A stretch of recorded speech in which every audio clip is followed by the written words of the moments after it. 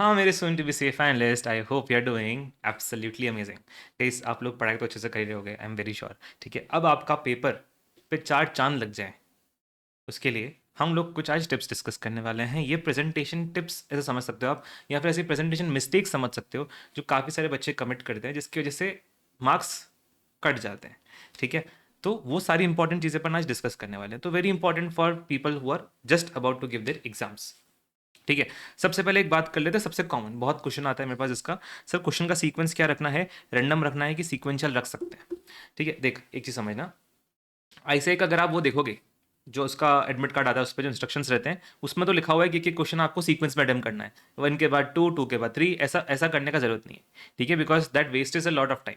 आपको करना क्या है, एक चीज़ समझना, आप आइडियली एक क्वेश्चन के जो सब पार्ट्स हैं, फॉर एग्जाम्पल आप क्वेश्चन 2 पहले करना चाहते हो।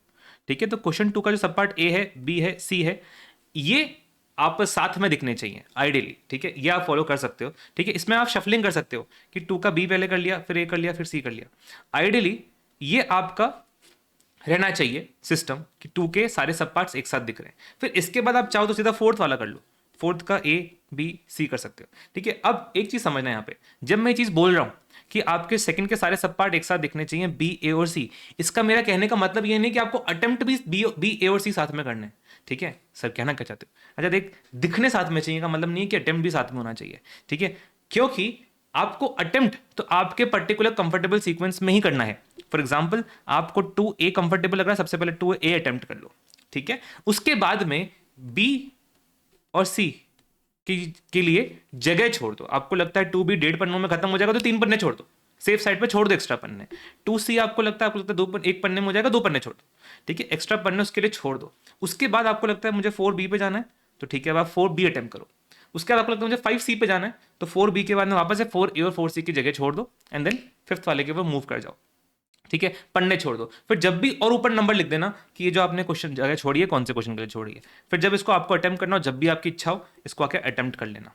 ठीक है, एंड आपको चीज ध्यान रखनी है कि एंड में अब यहाँ पे मुझे पता बच्चे को क्या लगता है, सर मैंने गलती से अगर पन्ने खाली छोड़ दिए तो एग्जामिनर को ये तो नहीं लगेगा ना कि मेरा चौथे पन्ने पे ही मेरी कॉपी खत्म हो चुकी है, मेरी कॉपी तो पीछे 20 पन्नों तक की है। अच्छा एक काम करेंगे अपन, एंड में जैसे ही पेपर खत्म हो जाता है आपका, जो जो खाली पेजेस हैं उनको कट कर देना, ऐसे ऐसे ऐसे वो गर्व प्राइड एंड ऑनर में सलमान खान करता था ना, वैसे आपको कट लगाना है और नीचे आपको पीटीओ लिख देना है। ठीक है, प्लीज टर्न ओवर नीचे लिख के आ जाना। तो ऐसा आप कट्स लगा सकते हो, तो उससे एग्जामिनर की वो रिस्क भी खत्म हो जाती है। तो ये चीज़ आपको फॉलो करनी है। अब एक चीज़ समझना, ये चीज़ रिकमेंडेटरी है, इसका मतलब ये नहीं है कि अगर आप ये नहीं करोगे तो आपके मार्क्स कट जाएंगे, इसका मतलब ये बिल्कुल भी नहीं। जब जिस पेपर में मुझे कंफर्ट होता था कि ये पेपर मेरा अच्छा जा रहा है, मजा आ रहा है पेपर अटेम्प्ट करने में, अच्छा निकल जाएगा, तो उसके अंदर मैं चीज़ फॉलो करता था।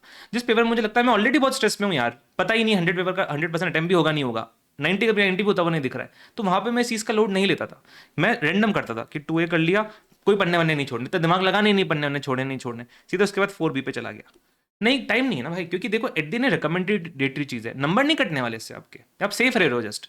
ठीक है, तो आपको लग रहा है कि नहीं इस चक्कर में ज़्यादा दिमाग खराब हो रहा है मेरा, तो इससे तो अच्छा आप सीधे पेपर अच्छे से करने पे ध्यान दो ना। ठीक है, तो कंफर्टेबल हो पेपर में तो फॉलो करना है इसको, नहीं है तो मत फॉलो करना, आप अपने रैंडम हिसाब से अपने रैंडम पैटर्न में चल सकते हो। सबसे पहली चीज़ तो ये हो गई। ठीक है, चल सेकंड बात पे आते हैं अपन, मल्टी सब्जेक्ट पेपर्स। अब मल्टी सब्जेक्ट पेपर्स क्या होते हैं, देखो जैसे आपका टैक्सेशन है, उसके अंदर आपका डीटी भी आ जाता है, आईडीटी भी आ जाता है, जीएसटी भी आ जाता है, देन आपका एफएम एसएम में आ जाता है, एसएम भी आ जाता है, ये मल्टी सब्जेक्ट पेपर्स हैं। ठीक है, इनके अंदर आपको चीज़ ध्यान रखनी है कि आप ऐसा मत करना कि मैं एफएम को के लिए टाइम अलग निकाल दिया, एसएम के लिए टाइम अलग निकाल देता हूँ, 50 मैंने 1.5 घंटा निकाल दिया उसमें एफएम करूंगा, 1.5 घंटा निकाल दिया उसमें एसएम करूंगा, नहीं। डिवाइड मत करना आप टाइम को कि अच्छा इतना टाइम में ये करूंगा उसके बाद उस पर जाऊंगा, नहीं। आपको दोनों सब्जेक्ट को साथ साथ लेते हुए चलना है, उनकी कॉपी अलग अलग आती है। ठीक है, तो आपको दोनों को साथ अलग अलग साथ साथ लेते हुए चलना है कि लेट्स से आपको लग रहा है सबसे ज्यादा अच्छा क्वेश्चन आपको कौन सा आता है, सबसे पहले आपको आता है एफएम का 2A, तो एफएम की कॉपी में 2A अटेम्प्ट कर लेना। उसके बाद आपको लगता है कि अब मुझे इससे अच्छा आता है एसएम का 3B, तो अब आप एसएम की कॉपी में 3B अटेम्प्ट कर लेना। ऐसा नहीं कि नहीं दोनों पहले ये खत्म करूंगा उसके बाद ही उस पर जाऊंगा, नहीं, बिल्कुल भी नहीं। ठीक है, वेरी इंपॉर्टेंट थिंग। देन दूसरा, अननेसेसरी प्रेजेंटेशन के चक्कर में टाइम मत वेस्ट करना। फॉर एग्जाम्पल सजाते मत बैठ जाना इन्वेस्टमेंट डिसीजंस के अंदर अपनी कैश फ्लो की टेबल्स को, पूरे लाइनें बनाऊंगा मैं तो मस्त एकदम दिखना चाहिए एग्जामिनर को, लाइनें होनी चाहिए बीच में, देन कॉस्टिंग के अंदर, देन अपना अकाउंटिंग के अंदर, देन टैक्सेशन के अंदर मस्त लाइनें बना रहा हूँ, मस्त फॉर्मेट बना रहा हूँ, कोई मार्क्स नहीं उसके, कोई भी मार्क्स नहीं उसके। ठीक है, आपको मेन न्यूमेरिकल सब्जेक्ट में यू अंडरस्टैंड सबसे ज़्यादा मार्क्स होते हैं आपके फिगर्स के, करेक्ट फिगर्स के।